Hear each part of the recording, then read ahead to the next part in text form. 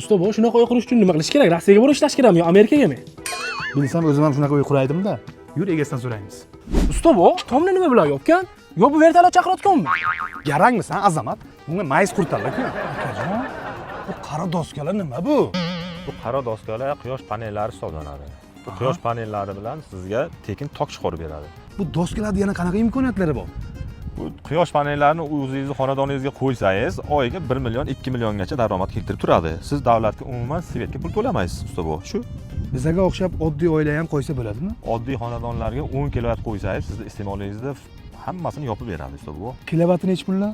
Buni kilovati sifatiga qarab 4 million so'mdan boshlanadi. Buni ichiga hamma o'rnatib berish, ishlatish, yana 1 yil servisi ham bepul ichiga kiradi. Usta bu, men ko'rib turgan 150 kilovatli quyosh paneli stansiyasi bu ishlab chiqarish sexiga o'rnatilgan. Ushbu o'rnatilgan quyosh paneli sex egasiga har oyga 25 million so'mgacha daromad keltiradi. Masalan, olib qaraydigan bo'lsak, 15 million so'm mana shu sex davlat tokidan ishlatsa, 10 million o'zini iste'molidan tashqarisi foydasiga kissasiga kiradi. Bundan tashqari buni yana bir foydali tarafi, o'rnatgandan keyin quyosh panellarini soliqdan ozod bo'lishingiz ham mumkin. Buni ustunlik taraflari juda ko'p.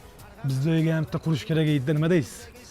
Agarda kimgadir shunday xizmatlar kerak bo'lsa, pastdagi nomerlarga murojaat qilib bog'lanishingiz mumkin bo'ladi. Usta bu men ham shunaqa uy qurishim kerak-da. Ha, sen ham quyosh panel qo'ysang, xuddi mana shunaqa uyda qurasan. Mavi şeker kollarından şerbet içermen.